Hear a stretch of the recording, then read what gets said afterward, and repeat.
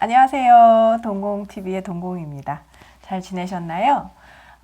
오늘 넷플릭스의 성장의 비결을 알려주는 파워풀 책을 또 일부 리뷰를 해보도록 하겠습니다.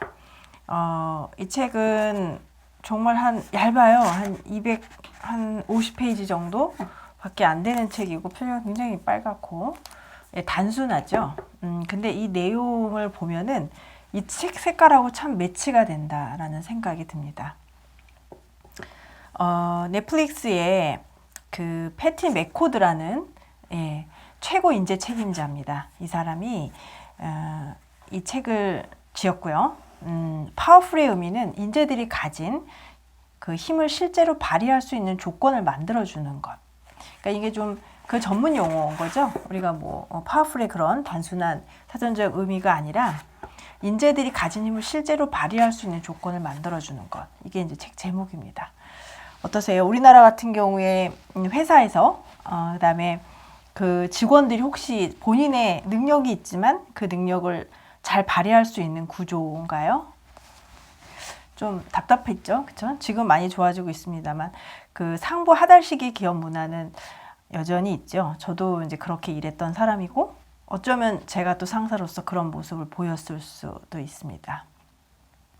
안 그러려고 되게 많이 노력했고, 그 다음에 인재가 그 사회 조직이 얼마나 중요한지는 누구나 다 알고 있죠. 그렇다면 정말 이 인재를 어떻게 잘 모셔와야 되고, 어떤 조직에서 어떤 룰로 이들과 함께 일을 해야 되는지를 이 책이 굉장히 명확하게 짚어주고 있어요. 넷플릭스에서 한 14년간 이 지은이는 일을 했고요. 그 창업자 CEO하고 이제 오늘 제가 이 얘기를 할 거예요. 만나서 이 회사를 만들기 시작합니다. 근데 이분이 이제 넷플릭스 자유와 책임의 그 문화 가이드라는 넷플릭스 컬처 데크라는 것들을 이제 만들어내요. 이게 그 실리콘밸리에서의 그런 가장 중요한 문서라고 극찬을 받을 정도로 이 사람이 그 인재 책임자로서 보여준 이런 모든 조직의 문화나 룰들이 굉장히 탁월하다고 해요. 근데 제가 읽어도 그게 느껴져요. 이 방향으로 가야 될 것 같은데 라고 생각했던 걸 이 사람은 해내고 있습니다. 그래서 이와 같은 엄청난 대단한 일을 해낸 거죠. 채용 동기, 채용 동기부여, 그다음 훌륭한 팀을 구축하는 거 이런 것들이요. 대부분 우리가 이제 알고 있는 기업에서 잘못하고 있다라고 말을 해요. 이런 회사는 이렇게 하니까 우리가 따라했었고 그런 거에 대한 어떤 그런 모든 틀을 다 깹니다. 그리고 그동안 세계적인 대형 기술에서 소규모의 혁신적인 스타트업에 이르기까지 이런 다양한 기업의 문화에서 일을 해봤어요. 근데 이들이 정말 어떻게 조직이 이렇게 느려지고 그리고 현실에 안주하는지 그 직원들은 어떻게 냉소적으로 변해가는지 직접 보았다라고 합니다. 근데 사실 이거를 영상을 보시는 분도 아마 그런 느낌을 너무 잘할 것 같아요. 그쵸? 여러분도 좀 냉소적으로 변해가진 않았나요? 그냥 시키는 대로 이 정도 하면 되겠지 라는 생각. 그리고 조직은 또 강압적으로 시키고. 근데 그 조직도 자체 본인들이 많이 막 이렇게 느려지기 시작하죠. 근데 그걸 또 못 느끼는 거죠. 그거에 대해서 이분이 얘기를 나누기 시작합니다. 오늘 제가 다룰 부분은 직원을 어른으로 대접하라 라는 얘기입니다. 근데 이 얘기가 저는 좀 크게 와닿았어요. 내가 누구를 고용하고, 그다음 업무를 부여하고, 그다음에 그에 대한 성과를 체크하고, 잘된 점, 못된 점, 이런 쪽으로 생각했지, 이분을 내가 이렇게 돼야 된다라는 생각을 하기가 사실 좀 쉽지는 않거든요. 그래서 이 부분을 제가 오늘 좀 다뤄보도록 하겠습니다. 혹시 성과를 내려면 어떻게 생각하세요? 금전적인 어떤 보상을 해야 된다고 생각하지 않으세요? 그쵸. 많이 주면 더 열심히 할 것 같은. 근데 금전적인 보상이 아무리 크다고 해도 도전의 직면에서 성과를 내는 데는 내는데 기여하는 것보다는 크진 않아요. 그러니까 오늘의 포인트 사실 제일 중요한 것 중에 하나가 이거예요. 도전의 직면에서 성과를 내는 것이 훨씬 더 동기부여가 된다는 말입니다. 나 역시 목표를 설정하는 것을 매우 좋아한다. 하지만 문제는 목표를 달성하기 위한 경영진의 일반적인 접근 방식이 틀렸다는 것이다. 전형적으로 경영진이 설정한 시간의 틀, 그 시간이 있겠죠. 언제까지 뭘 끝내야 돼. 뭐 이런 팀을 이끌기 위해 만든 복잡한 구조.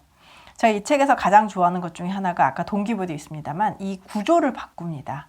그래서 오늘도 좀 다룰 거예요. 복잡한 구조. 그 과정에 대한 형식적인 모니터링의 결과. 와. 또 모니터도 형식적으로 하네요. 그쵸? 또 목표 달성을 더 어렵게 한다. 나는 열심히 노력했는데 그거에 대한 합당한 그런 성과에 대한 결과를 못 받았다. 이런 직원들 주위에 많지 않나요? 근데 이것 또한 굉장히 형식적인 모니터링이라는 의미가 없다라는 거예요. 자, 훌륭한 팀은 도전을 즐긴다 라는 부분에서 제가 조금 말씀을 드리도록 할게요.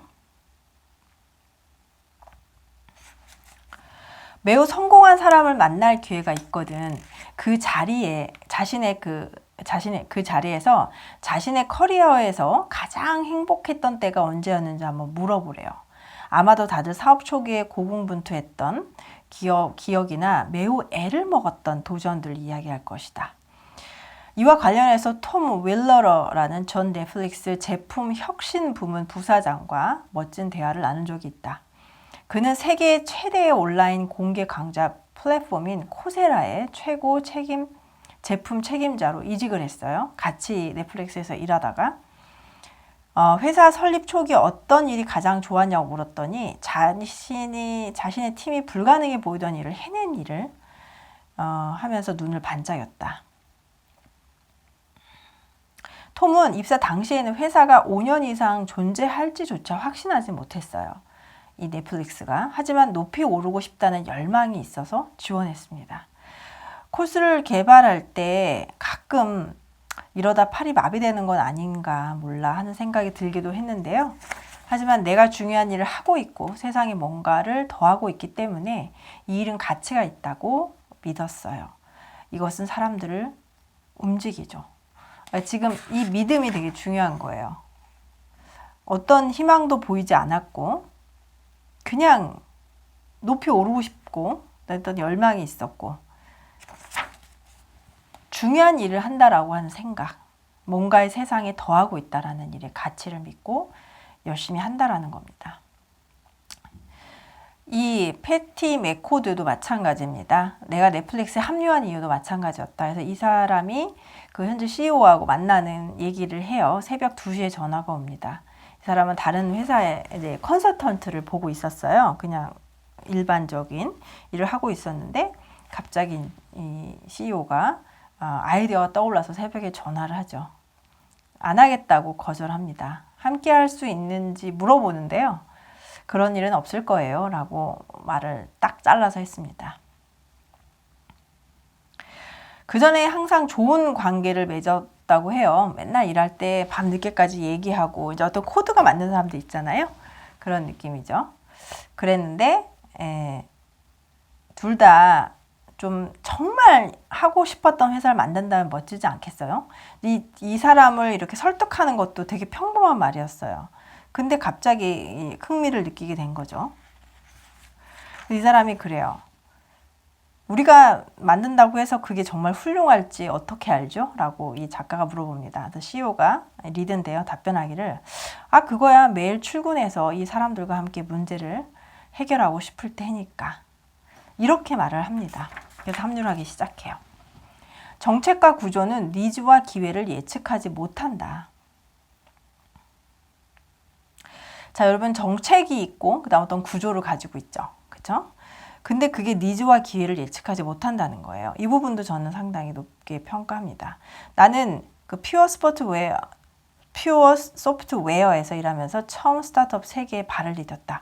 그러니까 이 최고 인재 개발 책임자도 이런 스타트업이나 이런 그 소프트웨어 쪽에서는 전혀 아는 게 없는 거예요. 마치 천국에 온 것 같은 기분이었다.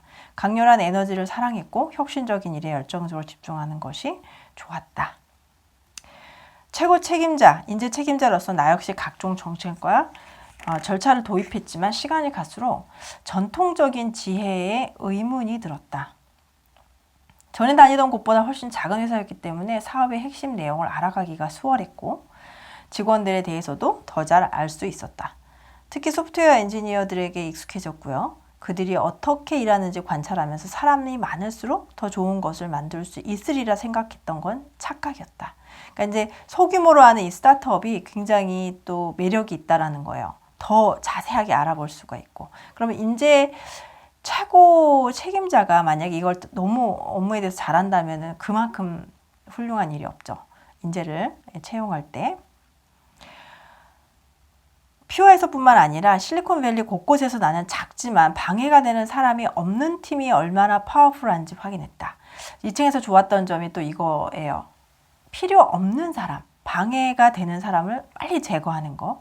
이게 엄청 파워풀해진다는 겁니다. 비즈니스 성장시키는 접근 방식은 사람과 구조를 추가하고 더 경직된 예산 목표를 세워 제한을 둔대요.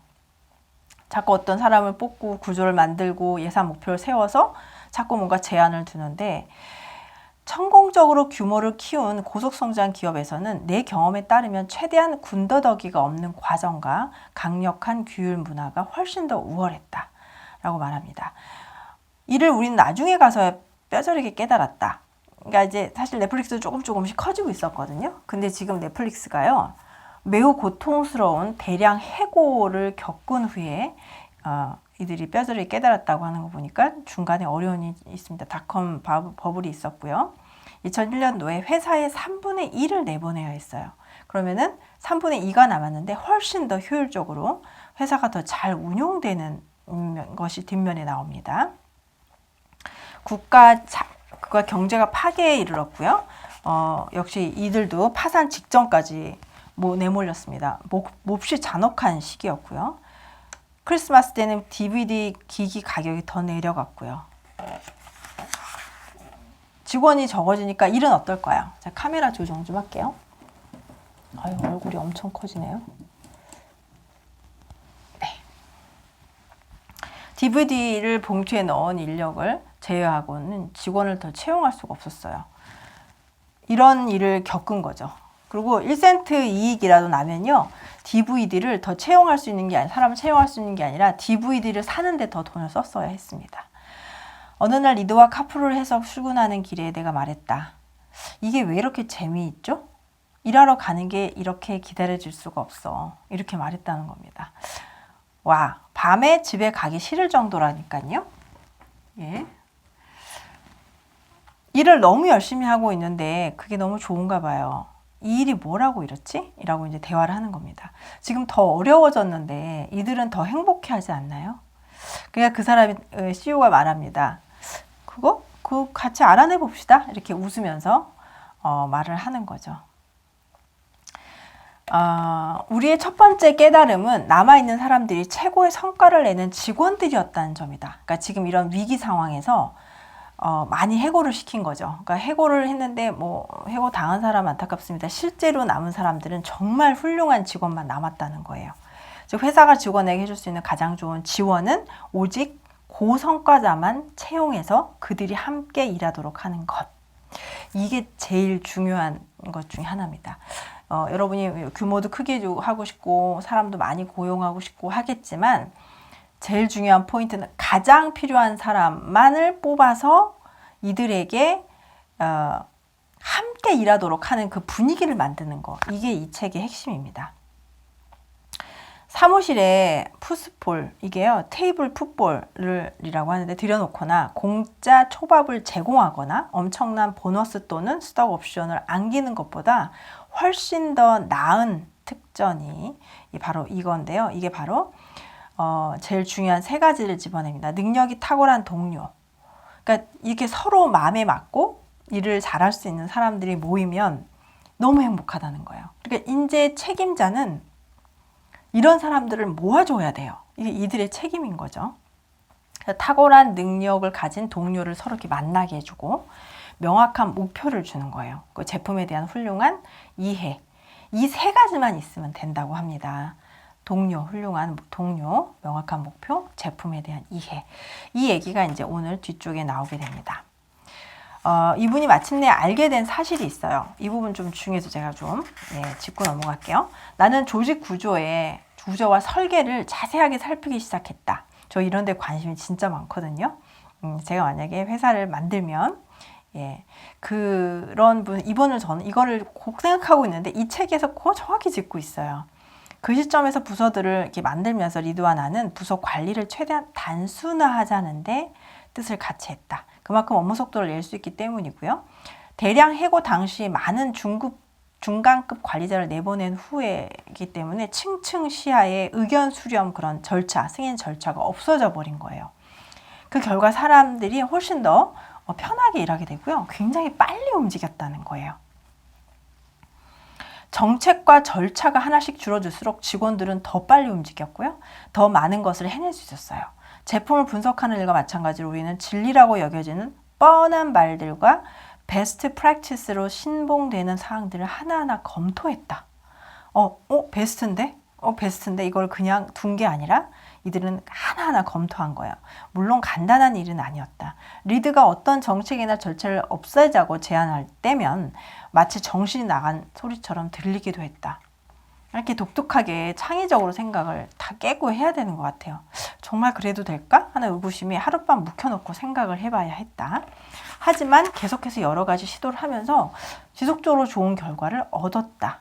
이게 이런 시도를 하면서 이들이 얼마나 행복했을까요? 안 그런가요?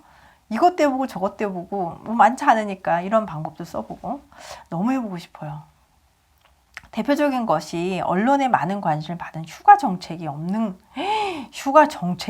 정책이에요. 여러분 취직한다 그러면 뭐부터 봐요? 연봉, 그 다음 뭐 봐요? 복지 중에 휴가부터 보지 않나요? 몇 개 있는지 1년에? 근데 저는 이거 보고 깜짝 놀란 게 휴가 정책을 없애버렸어요. 우리는 회사 차원의 휴가가 정책을 없앴고 대신 직원들이 자신이 적절하다고 생각하는 만큼 시간을 가져도 된다고 말했다. 와우, 어떡하시겠어요? 막 휴가 쓰실 건가요? 그저 자신의 관리자, 즉 직속 상사와 상의하면 된다. 그 결과 무슨 일이 일어났는가? 직원들은 여름에 1에서 2주 휴가를 갔고요. 자녀들의 운동 경기를 보기 위해 이따금 하루를 쉬었다. 이거 너무 좋은 예시 아닙니까? 쉬어야죠. 아이들을 위해서. 아이들은 그게 모든 세계잖아요. 그렇죠? 부모님들이 와서 봐주는 거. 자녀들의 운동 경기를 보기 위해 이따금씩 쉬었다. 예전과 다를 바가 없었다. 나는 이것이야말로 진정한 권한 부여라고 생각한다. 직원들이 각자의 시간에 책임을 질 거라고 믿어주는 것이다. 이거 하실 수 있나요? 나는 각종 관습을 내다 버리는 것을 좋아한다. 하루는 직원들 앞에서 이렇게 말했다. 회사의 경비 정책을 없애려고 한다. 지금 이분이 보면은 가장 핵심적인 거고 통제해야 되는 일들인데 그것들을 지금 다 없애려고 하는 거죠. 와, 제일 중요한 돈에 관련된 거. 휴가는 돈인 거 아시죠, 여러분? 출장 정책도 없애는 겁니다. 회사의 돈을 어떻게 쓰는 것이 좋을지 여러분 스스로 판단하기를 원합니다. 더 어렵나요? 더 고통스럽다 하는 사람들도 있을 것 같은데 회사 자문 변호사들은 경영진에게 이 결정이 재앙으로 돌아올 거라고 경고했어요. 하겠죠. 실제 재앙으로 드러나면 예전 방식으로 돌아가면 됩니다. 전 이 부분이 너무 통쾌했어요. 해보자. 해보고 이상하면 또 재앙이 되면 다시 예전 방식으로 가자. 이게 너무 쿨하지 않나요? 우리는 이걸 왜 못하는지. 이 결정을 통해서도 직원들이 자유를 남용하지 않는다는 사실을 다시 한번 알게 됐다. 사실은 이렇게 고용한 사람들이 직원들을 평가할 때 어떤 그런 참 의미 없는 그런 인사평가보다도 이런 훌륭한 직원들이 이렇게 생각해서 일을 한다는 것만 봐도 저는 CEO로서 진짜 감동받을 것 같아요. 그렇지 않나요? 회사가 직원들을 어른으로 대할 때 직원들도 어른으로 행동한다. 제가 오늘 이 얘기를 꼭 하고 싶었습니다. 이게 오늘의 핵심입니다. 나는 채용을 둘러싼 관습에도 도전했다. 채용입니다. 채용. 첫 번째는 휴가 정책 없앴고 그런 비용 정책 없었어요. 경비 정책. 근데 이번엔 채용을 둘러싼 것에 관습을 깹니다. 미친 듯이 성장하는 회사와 빠르게 변하는 비즈니스 본질에 따라 진짜 강력한 인재풀을 갖추어야 한다고 생각했다. 관리자들을 고용하면서 경험한 바로는 후보자들마다 선호하는 헤드헌터가 따로 있었고 각자 그들과 일했다. 예를 들어서 인사팀이 있으면 어느 회사의 헤드헌터들하고 이렇게 딱딱 나 누구 어떤 사람 필요합니다. 소개해 주세요. 뭐 이렇게 하잖아요. 근데 그들하고만 이렇게 일을 했다는 거예요. 근데 이걸 바꿔야 한다고 생각했다. 우리는 더 전략적일 필요가 있었다. 나는 실리콘밸리에서 넷플릭스만을 위해 일할 최고의 헤드헌터 기업 5군데를 고를 수도 있었다. 하지만 넷플릭스가 실리콘밸리에서 굉장히 성장했고 인재들도 훌륭하거든요. 거의 구글하고 싸워요. 애플하고 서로 막 뺏고 뒤쪽에도 또 그 얘기가 나옵니다. 근데요. 이렇게 5개를 딱 뽑아서 당신네들이 우리한테 이렇게 훌륭한 인재를 보내주십시오라고 이렇게 고를 수가 있었어요. 근데요. 전통적인 채용 관행을 버리기로 했습니다. 회사 안에 리크루팅을 직접 담당하는 헤드헌팅 회사를 만들기로 한 거죠. 저 이거 깜짝 놀랐어요. 헤드헌팅 회사를 만들라. 제가 이 동공TV 돈 공부도 하고 성공에 대한 공부도 하고 이런 걸로 책 리뷰를 하고 있는데 제가 그 보험 쪽에 나 이게 이해가 안 갔거든요. 내가 왜 보험료를 왜 내야 되는지 돌려받지 못하는 것도 상당수고 그리고 안 아플 수도 있잖아요. 그래서 이해가 너무 안 가는 거예요. 근데 진짜 한 분이 이런 말을 해요. 내가 은행이 되고 내가 보험회사가 되라. 나한테 내가 모으는 거죠. 근데 그런 말을 듣고 제가 깜짝 보험 이렇게 좀 많이 취소했거든요. 진짜 잘한 것 같아요. 근데 지금 보면은 여기서도 그 얘기를 해요. 그 리크루팅 회사를 그냥 설립해버리는 거예요. 본인이 가져버리는 거예요. 그래서 회사 안에 그런 리크루팅을 직접 담당하는 헤드헌팅 회사를 만들어서 외주 주던 일을 직접 하는 만큼 회사 내부의 역량을 갖추기 위해서 헤드헌팅 기업에서는 일하는 사람들을 이렇게 뽑아온 거예요. 충분한 역량을 갖춘 후에 나는 관리자들에게 당당히 말했다. 만약 당신이 2-3명의 직원을 잃는다 해도 괜찮다. 당신을 위해 회사가 훌륭한 새 직원을 빠르게 구할 수 있으니까요. 이렇게 말하는 거죠. 그러니까 좀 사람을 직원을 잃더라도 괜찮아요. 당신을 위해서 회사가 또 훌륭한 직원을 또 빠르게 구해줄 겁니다. 이렇게 말해서 좀 더 편안하게 하는 거예요. 직원들을. 왜냐면은 제일 힘든 게 조직에서 뭐예요? 다 내가 키워놨는데 또 나가는 거잖아요. 그죠? 그러면 그 사람의 일을 맡으려고 하면 그 윗사람들은 어때요? 너무 지치는 거죠. 그러니까 좀 몇 명 잃어도 흔들리지 말라는 거예요. 저는 이 지금 3줄이 안 되는 이 문장이 얼마만큼 중간 관리자한테 힘을 주게 하는지 저는 너무 알 것 같아요. 당신을 위해 회사가 훌륭한 새 직원을 빠르게 구해주겠다. 이런 말만 해도 너무 멋지지 않습니까? 사람을 구한다는 게 얼마나 힘듭니까? 그렇죠? 회사 전체와 팀의 전략을 짤 때 관행적으로 해오던 방식에도 이의를 제기했다. 우리는 1년 단위로 로드맵을 만들고 예산을 짰다. 보통 다 그렇게 하죠. 1년으로. 하지만 그 과정에서 너무 많은 시간이 소요됐고 노력만큼 가치가 있지도 않았다. 왜냐하면 항상 틀렸기 때문이다. 이게 너무 웃기죠. 이렇게 시간이 제일 중요한데 다 틀리는 거예요. 넷플릭스의 성장 속도는 업계를 놀라게 했지만 우리 자신도 그들 못지않게 놀랐다. 이제 본인이 막 성장하는 거 깜짝깜짝 놀라는 거죠. 부럽지 않나요? 진짜로 우리는 어떻게든 예측해 보려고 했다. 하지만 예측이 무엇이든 간에 3개월 아니면 6개월 안에 그것이 어긋난다는 걸 바로 알게 되는 거예요. 결국 우리는 연간 계획을 세우지 않기로 했다. 부럽습니다. 그 덕에 전략한 시간만큼 분기별 계획을 세우는데 더 많은 시간을 쓸 수 있게 됐다. 그냥 분기별로 연간 하는 게 아닌 거죠. 그 정도가 우리가 표면상 예측할 수 있는 기간으로 봤기 때문이다.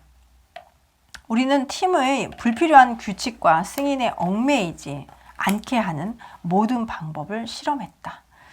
저는 이 책을 읽으면서 제일 부러웠어요. 제가 참 조직을 만들면 너무 해보고 싶습니다. 무엇이 실제로 통하는지, 어떻게 하면 직원들이 더 창의적이고 생산적으로 일할 수 있는지, 어떻게 하면 그들을 더 자유롭게 하고 행복하게 할 수 있는지를 체계적으로 분석했다. 그들을 자유롭게 하고 행복하게 하는 거. 참, 이거면 뭐 끝난 거 아닙니까? 조직이? 이 새로운 방식을 자유와 책임의 문화라고 불렀다. 이렇게 말로 규정하는 거 되게 중요한 거 아시죠? 자유와 책임의 문화. 자유도 주지만 책임을 지게끔 하는 이런 문화라고 이름을 불렀고요. 개발하기까지 몇 년이 걸렸어요. 저는 이 부분도 중요해요. 계속 시행착오를 겪는 거죠. 그리고 뭐 하루아침에 바꾸는 게 아니에요. 오늘날까지도 진화가 계속되고 있다. 앞으로 각각의 요소를 이야기할 텐데 모든 요소가 경영의 가장 중요한 역할은 오로지 훌륭한 팀을 만드는 것이란 깨달음을 기반으로 만들어졌다. 당신이 리더라면 필요한 인재를 채용하고 그들에게 필요한 도구와 정보를 제공하라. 그러면 그들은 기꺼이 빛나는 일을 해낼 것이다. 게다가 당신에게 유연성을 유지하라는 것 외에 어떤 것도 바라지 않을 것이다. 이렇게 네, 끝납니다. 네, 테드에 대한 얘기도 좀 나옵니다. 자, 오늘은 여기까지 제가 좀 리뷰를 해봤고요. 직원을 어른으로 대하라. 그 다음에 많은 규정들을 없애고 새로운 시도를 하죠. 예, 오늘 파워풀 넷플릭스 성장의 비결에 관한 책을 또 리뷰를 해봤습니다. 도움이 많이 되셨으면 좋겠어요. 제가 또 준비해서 오도록 하겠습니다. 감사합니다.